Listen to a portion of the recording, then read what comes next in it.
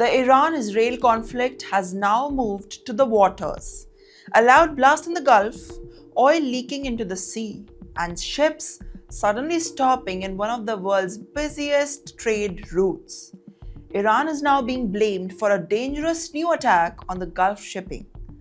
Hi, this is Navya Bal and you're watching TimesXP.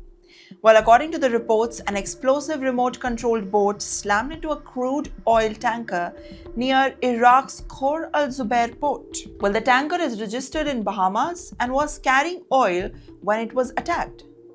When witnesses say that the boat crashed directly into the side of the tanker, and seconds later, a huge explosion shook the area. But that was not only the blast. Another tanker anchored off the coast of Kuwait and also suffered a massive explosion. The ship began tanking into the water and oil started leaking onto the sea. This is now the fifth day of attacks on the ships in the Gulf. Well, since the conflict began on Saturday, 9 vessels have been targeted yet, and the impact is spreading quickly across the global trade. Well, here's what is happening right now. First, around 200 ships were stuck in the open waters across the Gulf. Second, 100 more vessels are waiting outside the Strait of Hormuz. Third, oil prices around the world have already jumped by 14%. And the Strait of Hormuz is one of the most important oil routes on the planet Earth. Nearly 1/5 of the world's oil passes through the narrow waterways every single day. And if attacks continue here, it could affect the fuel prices and supply across the world.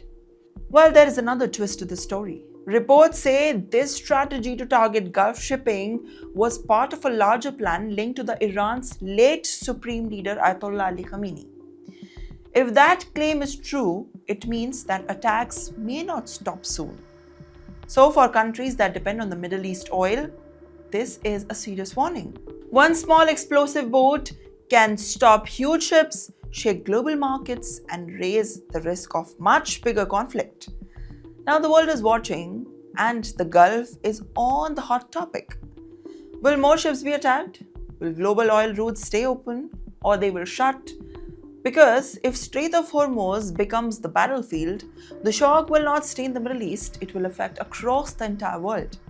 What do you think? Could these tankers attack trigger a global warning, a global energy crisis, or an inflation in the oil prices?